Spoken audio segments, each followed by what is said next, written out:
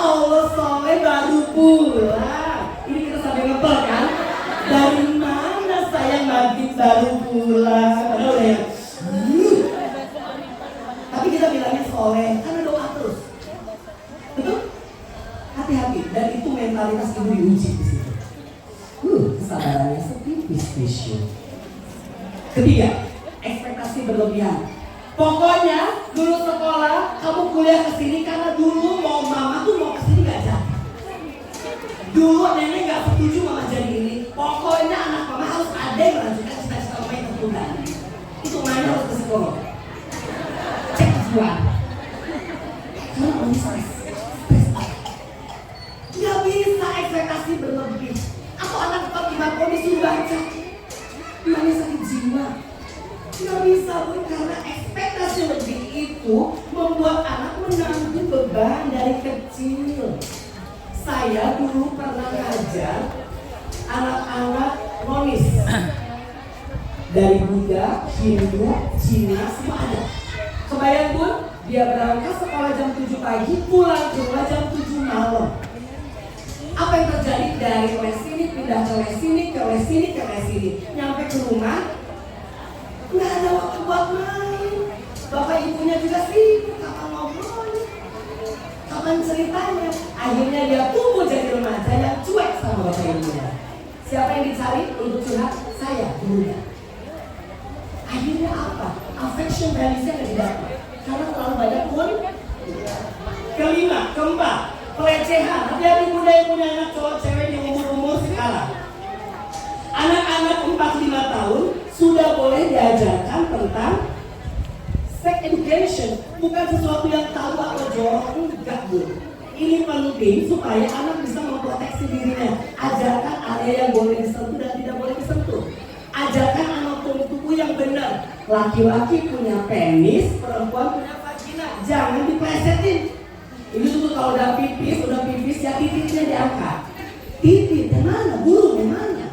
Ajarkan yang benar, penis mula. Karena kalau nggak begitu di sekolah dia dibully habis-habisan. Tuh dasar nggak punya titik. Bisa jadi itu dibully loh. Hati-hati, padahal itu bukan sesuatu yang jorok. Sampaikan itu karena anak-anak kita kadang pintar di luar. Di rumahnya hidup, tapi di luar kita nggak pernah tahu. Dia nggak bisa jalan, betul ya? Jadi pastikan sexual education harus diajarkan. Dan terakhir, ini ada yang namanya perbandingan negatif. Yang tadi punya anak lebih dari satu, kadang kita dalam kondisi capek tanpa sadar membandingkan. Padahal sebenarnya tidak ada yang kesana. Membandingkan anak pertama, kedua, ketiga itu menyakitkan. Oke, kita akan bahas ya. Ada yang namanya sibling envy. Apa itu? Kecemburuan persaudaraan. Yang punya anak pertama sering-seringlah ajak ngobrol. Nah, dulu waktu kamu lahir kan belum ada saingan tuh. Semua mama jejelin. Mama belum ngerti apa-apa, trial error. Jadi anak pertama itu oleh. Karena semuanya dicoba anak pertama. Mamanya punya ilmu ini, masukin. Mamanya bisa ini, masukin. Anak udah ya, oke. Anak pertama itu penuh dengan keolehan. Tanya, nah kamu kemarin maafin mama nggak ya waktu mama gini. Kalau anak pertama memaafkan kondisi itu udah rilis namanya, aman. Belum selesai anak pertama muncul anak kedua. Tidak ada rencananya. Anak kedua baru lagi seneng-senengnya main sama mamanya, datang adanya. Kejepit. Makanya secara penelitian, siapa anak yang paling menanggung beban emosional dan psikis yang paling berat? Anak tengah. Kejepit. Kadang suka disalahin anak tengah. Tapi anak tengah jadi anak yang mediator. Anak yang penyeimbang kakak dan adiknya. Karena dia yang paling dewasa atas kesakitan yang dikasih. Jadi kayak anak tengah. Jadi kerap kali anak tengah itu walaupun digini gitu orang tuanya, tapi merangkul ke yang lain. Si bungsu udah sisa tenaga, sisa pikiran, sisa aset yang lain. Udahlah sama si bungsu aja. Ada si bungsu kalau terlalu permisif panjang, terlalu otoriter kabur ya. Oleh karenanya sering-seringlah ngobrol sama setiap anak di waktu yang berbeda. Contoh, jadwalkan setiap hari ini sama si sulung, besoknya sama si kakak. Jangan dibarengi 3-3 yang kita akan dua di situ, ada invisible tadi. Siapa yang paling harus sering diajak ngobrol? Anak yang kecil itu. Kita ya, sering-seringlah divalidasi emosi. Lakukan itu dulu supaya tidak terjadi perbandingan negatif.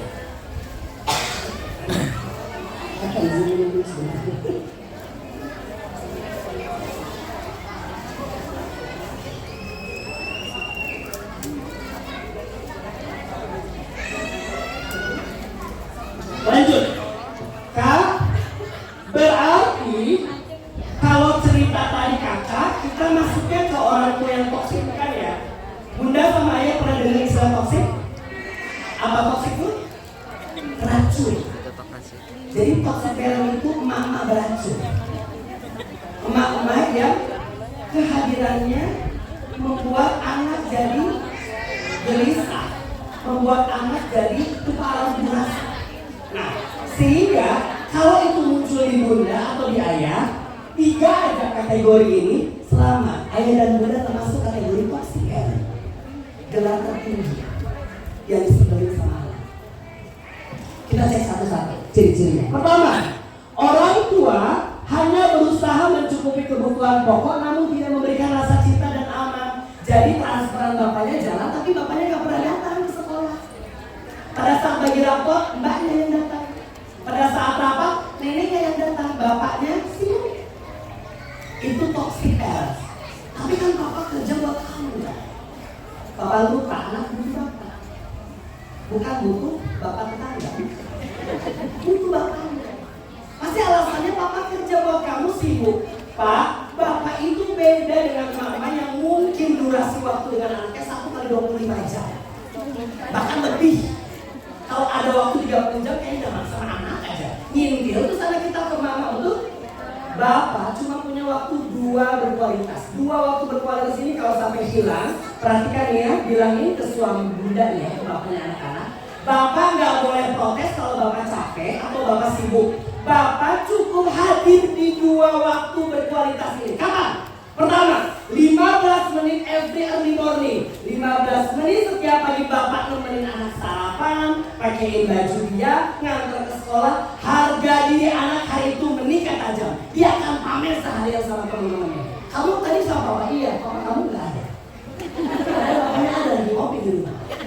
Fenomena fatherless itu bukan karena bapaknya meninggal, bukan cerai. Bapaknya ada, nggak pernah ngobrol. Bapaknya ada, nggak pernah saya apa kabar. Anak akhirnya kekurangan ruang itu, tangkinya kosong. Kakak, bapaknya sibuk, subuh udah berangkat, anak masih tidur. Lalu momen keduanya kapan?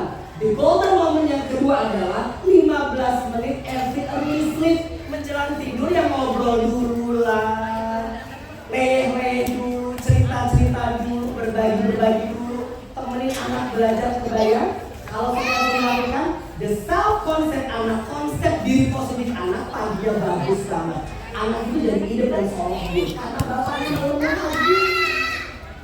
Kakak enak, bapaknya tiap hari ada. Ini kayak saya, Bang Koyu, 3 bulan di Jakarta, di rumah cuma seminggu. Ya seminggunya jangan mancing sama anak. Bapaknya dimiliki gitu. Jangan pada saat bapaknya libur malah sibuk dengan teman-temannya. Anaknya main tetap sama emak lagi. Dia Bu, setuju ya? Sampaikan ke bapaknya, tidak ada alasan untuk tidak bermain sama anak. Kedua, tidak mampu berempati kepada emosi anak dan membantunya mengelola emosi. Jadi emaknya frigid nggak? Dingin, cuek. Anak nangis dimarahin, anak seneng serba salah, anak happy, apaan sih kayak gitu ceritanya. Saya tinggal di kampung yang kanan kiri depan belakang tetangganya dekat, penggibah utama. Tiba-tiba anak saya ini rajin banget mengekspresikan emosi. Contoh, dia dikasih es krim Michelin 8.000 itu udah seneng banget, dia ajut-ajutan, makasih Daddy, terus tidak ketawa. Ih, makasih. Jadi yang gila siapa? Sayanya, karena saya ada di lingkungan yang toksik. Akhirnya pada saat anak yang main sama anak tetangga, dia simpan ekspresi emosinya, mau nangis, mau sedih ditahan, mau bahagia nggak muncul. Ini yang salah. Jadi yang harus dilakukan orang tua adalah selalu memvalidasi kesel, kamu sedih, nangis gak apa-apa. Bapak gak usah larang anak laki-laki untuk tidak nangis. Anak laki-laki bunda, ada stereotip maskulinitas kan, laki-laki harus kuat, harus tegar. Kebayang gak anaknya lagi kesel hari itu? Gak boleh nangis. Akhirnya, kenapa nak? Aku kesel. Kenapa nak? Aku kan gak boleh nangis sama mama, tapi dia ngepel kan. Akhirnya boleh mama, papanya tak tonjok, cepat. Akhirnya kompensasi negatifnya lewat emosi negatif, kekerasan. Jadi biarkan saja ketika dia bahagia dia tuangkan, ketika sedih dia tuangkan. Itulah sehat secara emosi. Kemudian jangan tahan. Apa yang ketiga? Anaknya lagi rungsing, tantrum, masih ada? Masih suka? Apa yang dilakukan bunda kalau anaknya tantrum? Ada 3. Mama mau ini, terserah. Kayak gitu ya, kayak gitu kan? 3 aja udah. Tapi dalam hati, aduh, aku disuruh kan? Ya kan? Tahu kenapa? Karena emak biasanya juga bertahan dengan rasa malu. Atau yang kedua, mama gini, oh saya apa, mama atas semua, pilih. Yang tanya ke pasar mau beli telur buat bapaknya, pilih. Akhirnya bapaknya di rumah kenapa? Karena amannya malu, gengsi. Apa-apa dicumponin masalahnya. Apa yang ketiga? Yang ketiga nih, biarkan aja dia nangis. Sudah beres, itu, oke, udah beres nanti tarik nafas dulu, tarik nafas. Tadi tuh kenapa? Akunya kenapa? Ini nangis aja. Karena body itu sama aja dekat banget. Kasih pemahaman anak bahwa segala sesuatu itu butuh konsekuensi. Even bunda punya bisnis, punya apa? Lu harus kasih semuanya itu. Biarkan dia belajar untuk punya adverse daya juang. Ya kalau jatuh ya bangun sendiri nah. Gak perlu harus bangun itu terus, ini manja. Nah jadi biarkan proses itu berjalan secara alamiah. Karena anak di TK, anak di PAUD, mereka ditata untuk punya sosio-emosional yang baik. Jadi dia sehingga orang tua tidak perlu memaksakan kehendaknya. Yang berikutnya, orang tua pernah jadi korban kekerasan. Jadi pernah punya pengalaman saling gak enak, disimpan, tidak diobatin, akhirnya ditularkan ke anak. Hati-hati, orang tua yang mungkin punya overthinking, orang tua yang punya kecemasan segera berobat, segera disehatkan kembali mentalnya.